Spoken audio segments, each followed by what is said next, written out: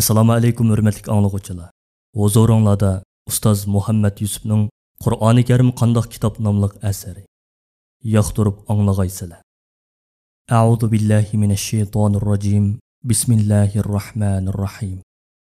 Kirissiz. Barcha madiya va eng mukammal maqtashlar olamlarning Rabbi va mu'minlarning madadkori janobi Alloh taologa xosdir. Alloh taologa mavjudotning sonichi madiya o'qib, uni maqtayman. Haq dinni insoniyatga yetkazish orqali ularni kufri, zalolat va ozg'unlikning qorong'uliklaridan qutuldirib, iymon, hidoyat va haqiqatning nuriga yetaklagan.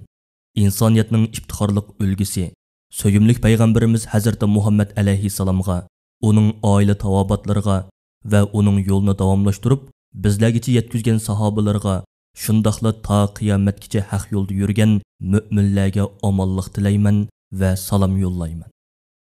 Qur'oni Karim bizning hayotlik dasturimiz, bizning angushtarimiz. Bizning mushunda Qur'onimiz bo'lganligi, shu Qur'onimizga iymonimiz bo'lganligi uchun biz albatta baxtli kishilarmiz.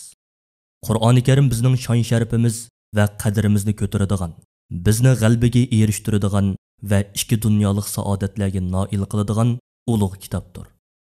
Alloh taolo bizga buni bildirib, haqiqatan sizlarga sizlarning shon sharafinglarni o'z ichiga olgan kitob, ya'ni Qur'onni tushirdik. Sizlar aqlinglarni ishlatmamsizlar deb xitob qiladi. Sura Anbiya 10-oyat. Islom ummatining mushundaq bir kitobi turuqliq, xorliq, zabulliq, ojizlik va beqinmalik holatida hayot kechirishi haqiqatan afsuslanarli fojiadir.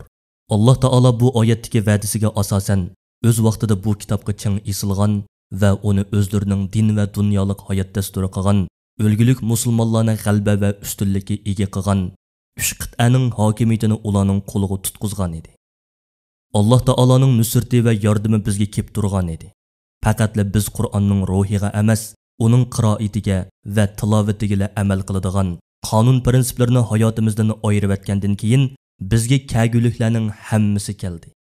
Azizligimiz xorliqqa, kuch-quvvatimiz ojizlikqa, shon shavkatimiz beqindilikqa aylanib qoldi.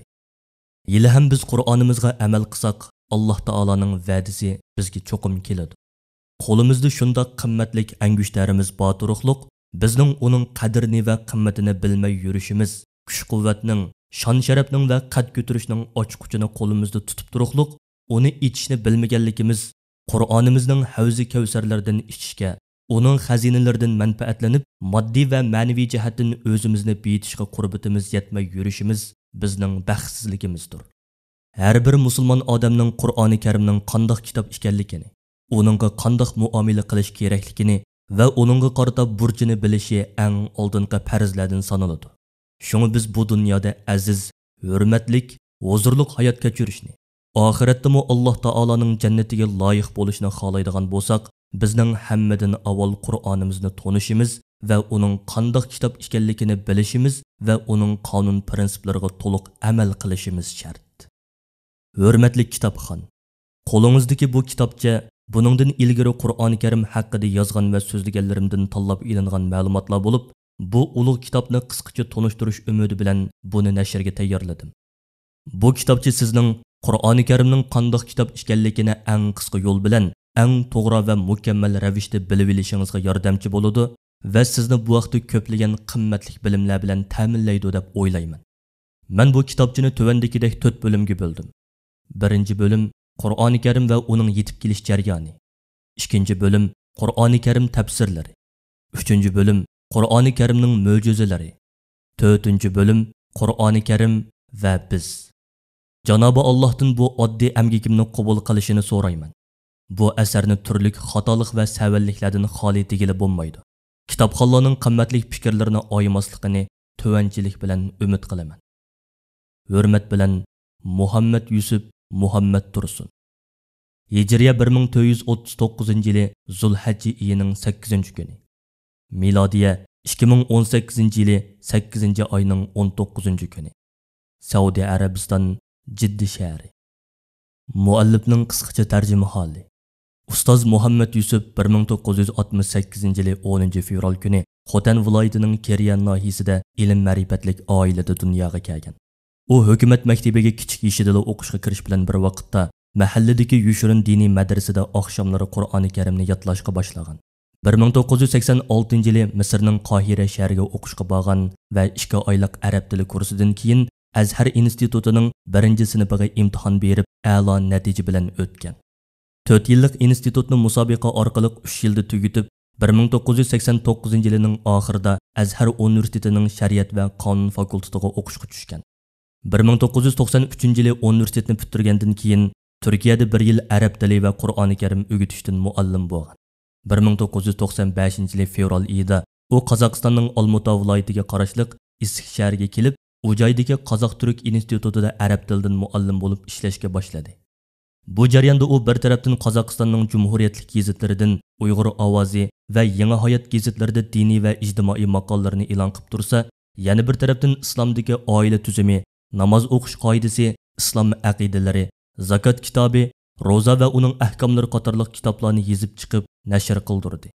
Qozog'istondagi Uyg'ur jamoatchiligi uning maqollalarini va kitoblarini qiziqib o'qiydigan bo'lib qolgan edi. Hatto ba'zi kitoblarini qozoq qarindoshlar qozoqchaga tarjima qilib, Shafog'at Nur degan oylik qozoqcha jurnalda yillarcha e'lon qilgan edi. Ustoz Muhammad Yusuf 2001-yilgacha Qozog'istonda ana shunday bir tarafdan o'qitish va yozish, yana bir tarafdan xalqqa dinni to'g'ri yo'sinda yetkazish bilan shug'ullandi.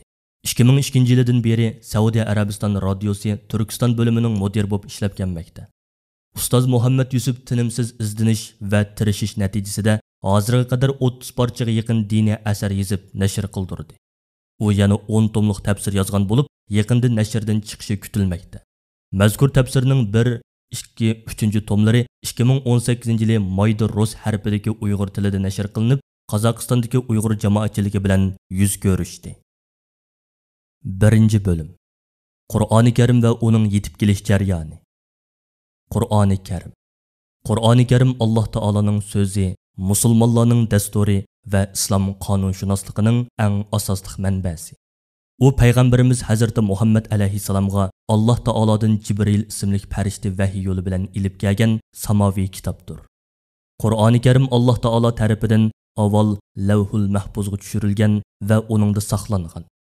Qur'oni Karimning Lavhul Mahfuzga tushirilganligi va uningda saqlanganligi uning qat'iy o'zgarmaydiganligi va insonlarning qat'iy o'zgartanmaydiganligining amaliy isbotidir. Chunki Alloh taolo taqdir qilib Lavhul Mahfuzga yozilgan ishlar qat'iy o'zgarmagandek, Qur'oni Karimmi Lavhul Mahfuzga xotirlanib saqlangan ekan, u hargiz o'zgarmaydi. Qur'oni Karim shuningdan keyin Lavhul Mahfuzdan 1-osmondagi Baytul Izzat degan joyga tushirilgan. Shaksizki, biz Qur'onni Qadr kechasi tushirdik degan oyat buni ifodalaydi. Sura Qadr 1-oyat. Qur'oni Karim vaziyat va sharoitning ehtiyojiga asosan oz-ozdan tushib, jam'i 23 yilda to'liq tushib bo'lgan. Qur'onni kishilarga dona-dona o'qib berishing uchun uni bo'lib tushirdik. Uni tadrijiy tushirdik. Sura Isro 106-oyat. Qur'oni Karim Muhammad alayhisalomga milodiyaning 610-yili Makkadagi Hiro g'orida tunji qitimliq vahiy bilan tushishga boshlagan. Bu Ramazon oyining 17 yoki 21 yoki 24-kunlar bo'lib, bu vaqtda payg'ambar alayhisalom to'p-to'g'ri 40 yoshda edi. Ro'za tutish farz qilingan sanoqli kunlar insonlarga yetakchi, hidoyat qilguvchi va haq bilan botilni ayirg'uvchi ro'shan oyatlarni o'z ichiga olgan Qur'on tushishga boshlagan Ramazon oyidir degan oyat Qur'oni Karimning tushishga boshlagan vaqtini bayon qiladi. Sura Baqara 85-oyat. Qur'on so'zi arab tilining lug'atida qaro'a, ya'ni o'qidi degan fe'ldan turlangan o'qish degan ma'noni bildiradi. U dunyoda eng ko'p o'qiladigan kitob bo'lganlikdan Qur'on, ya'ni o'qilgan va o'qiladigan degan ma'noda ishlatilib kelmoqda. Ey payg'ambar, sana vahiy tushayotgan chaqda uni esingga ilib oldirib, tilingni midirlatma. Chunki u vahiyni sening dilingga to'plash va uni sana o'qitish bizning mas'uliyatimizdir. Şoňa biz uni sana Jibril orqali o'qib berganda, sen uni jim turib anglagın. Ondan uni tushundirib berishmi bizning mas'uliyatimizdir degan oyatdagi Qur'on, ya'ni Qur'on degan so'z bu ma'noni ifodalaydi. Sura Qiyomat 16-17-oyatlar. Qur'oni Karimni Muhammad alayhisalomga Alloh taolo tarafidan Jibril ismli farishta ilib kelgan. Vahiy va uning turlari. Vahiy Alloh taoloning payg'ambarlarga tushirgan ta'limoti deganlik bo'lib, u Alloh taoloning irodasini insonga bildirishning birdan bir yo'lidir. Qur'oni Karimda vahiy qildi, so'zladi, aytdi, buyurdi, tashladi, tushirdi, nido qildi qatorliq ifodalar bilan amalga oshgan vahiyning yo'llari bu oyatda bayon qilingan. Allohning biri insonga gap qilishi faqat ilhom orqali yoki parda orqasidan va yoki biri farishtani avatib o'z irodasi bilan uningga xolig'ini vahiy qilish orqali bo'lgan. Sura Shura 51-oyat. Vahiy o'zi bilan eng avval tanishgan insonlarning hayotini qaytadan qurib chiqqan va ularning yashash tarzini tubdan o'zgartib, ularni ozg'unlikdan hidoyatga, inoqsizlikdan birlikka, nodonlikdan ilm ma'rifatga, ojizlikdan kuch-quvvatga tadrijiy ilib borgan edi. Chunki vahiy yangi bir hayotni barpo qilish uchun tushgan ilohiy qonundir. Zodi vahiyning g'oyasi insonni markaz qilgan bir hayot, iymonni markaz qilgan bir hayot, ilm ma'rifatni markaz qilgan bir iymon va haqiqatni markaz qilgan ilm ma'rifat edi. Shaksizki haqiqatning manbai Alloh taolodir. Vahiyning ruhi bilan porloq bir hayotga erishgan sahobalar barliq axloq fazilatda haqiqatni namoyon qilishda, haqiqat uchun fidokorlik qilishda va insoniyatning manfaati uchun xizmat qilishda voyaga yetgan va butun dunyo allariga o'chmas ulgilarni yaratgan edi. Vahiy tövəndikidək 4 turlik bo'lgan. Birinchi, Alloh taoloning payg'ambarlardan biriga parda oqisidan so'z qilishi. Alloh taolo Misrning Turtig'ida Musa alayhissalomga bevosita so'z qilgan. Alloh Musaga bevosita so'z qildi. Sura Nisa 164-oyat. Ikkinchi, ilhom yoki payg'ambarning qalbiga o'rnatish. Payg'ambar alayhissalom mundaq degan: Jibril mening qalbimga hech kim rizqini to'liq tugatmasdan o'lmaydi deb ilhom soldi.